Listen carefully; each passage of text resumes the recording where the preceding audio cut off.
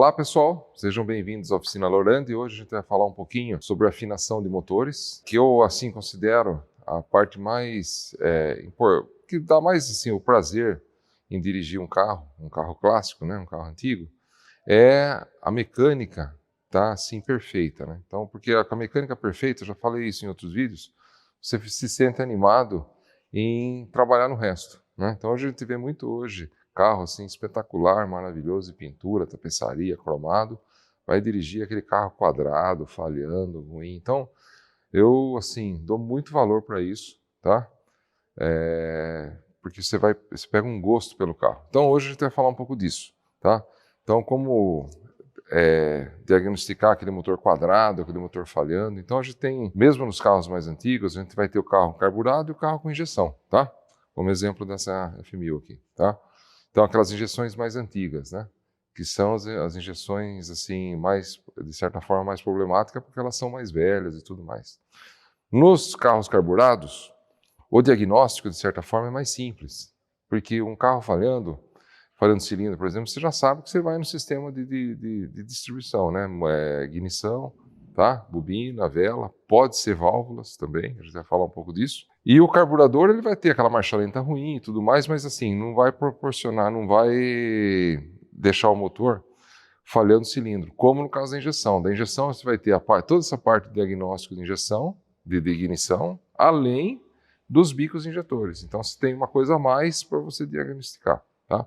Então, já vou começar falando um pouco das ferramentas básicas. Aqui a gente não está falando de raster, nada de carro mais moderno, tá? Mas mesmo para os carros modernos, assim, que tem diagnóstico mais sofisticado, esse ferramental básico aqui já é suficiente para você começar a encontrar os defeitos, né? Então, a gente tem aqui, ó, o que é o básico, assim, para você começar a fazer um diagnóstico, tá? O multímetro, pessoal, tá? Não precisa ser um multímetro automotivo, se for é melhor, né? Tá? O multímetro, isso aqui é um multímetro simples da Minipa, uma marca excelente, né? Tá? Pode ser Minipa, Fluke, né?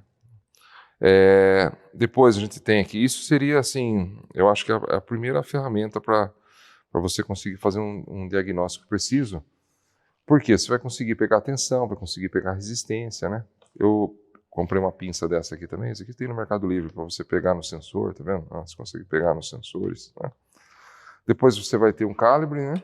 Tá? Para calibrar folga de vela, folga de platinado nos carros mais antigos e folga de válvula, tá? Também uma ferramenta, de certa forma, essencial para a oficina, né? Depois disso, assim, seria o medidor de compressão, que também é uma ferramenta barata, né? Não é uma ferramenta cara, para você medir a compressão do cilindro, tá? Eu vou falar depois da sequência disso, o que seria. Lâmpada estroboscópica, tá certo? É essencial? De certa forma mas você consegue ajustar o ponto sem ter a lâmpada estroboscópica, tá? Um carro adiantado, você vai perceber aquela partida pesada, olhando na hélice, às vezes você vai ver o motor dando contra, tá? Isso o ponto está muito adiantado. Um ponto atrasado é o carro que está difícil de pegar, um carro fraco, então você consegue ali ajustar. A lâmpada estroboscópica dá mais precisão, tá? Uma bomba de vácuo, para você conseguir pegar os vácuos, né? Saber onde tem vazamento, alguns sensores como válvula EGR também para você testar e tudo mais, tá?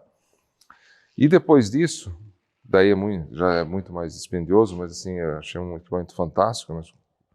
Eu comprei isso faz mais ou menos um ano, por aí, que é um smoke injector da Raven, pode ser de outros aí, que é a injeção de fumaça no motor. Então a gente consegue pôr fumaça na tubulação e ver onde estão os vazamentos, entrada de ar falso, por exemplo.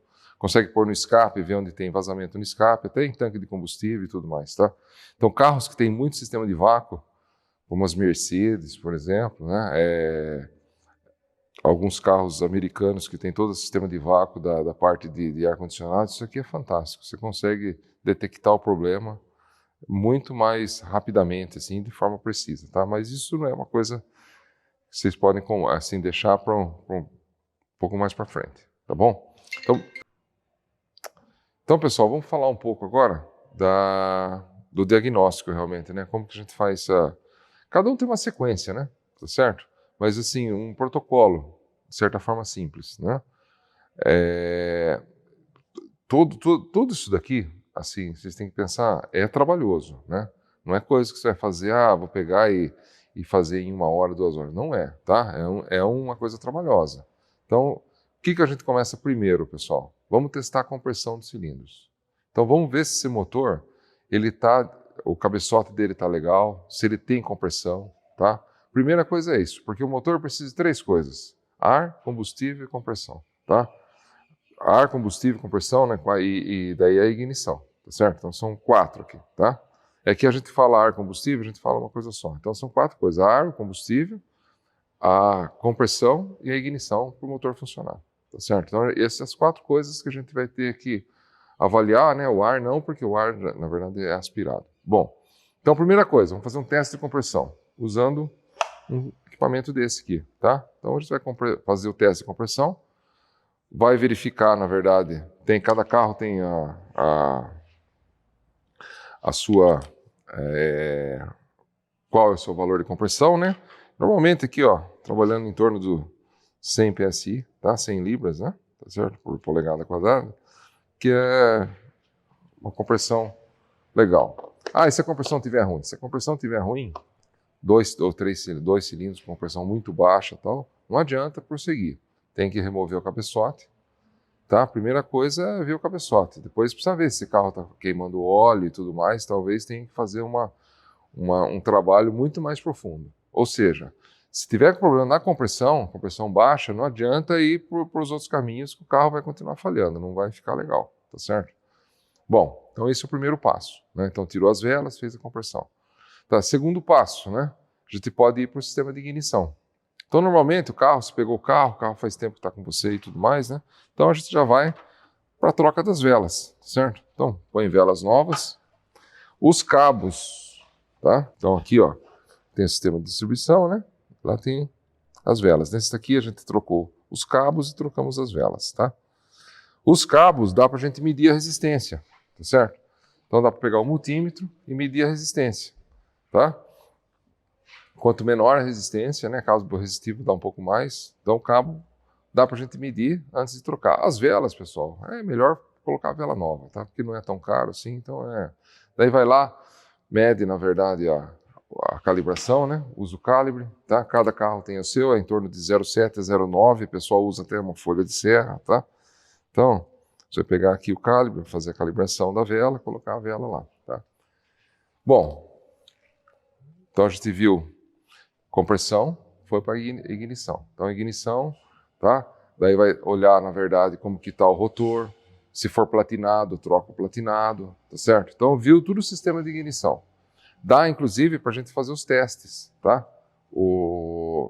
Ver qual, na verdade, se todos os cilindros estão com a faísca, tá certo? Então, isso a gente vai fazendo depois, porque senão fica muito longa a aula, como que é cada procedimento desse aí. Mas dá para testar cilindro por cilindro para ver se está com a faísca ok. Então, compressão e ignição.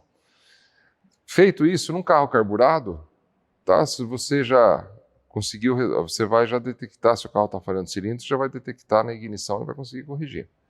Daí o carro está com marcha lenta ruim e tal, daí você vai para o carburador. No sistema, então daí no carburador é fazer a regulagem do carburador, limpeza e tudo mais, tá? No caso da injeção, que é muito mais sofisticado, tá certo? Então a injeção, como que ela funciona? A gente vai fazer uma aula específica disso depois, mas basicamente como ela funciona?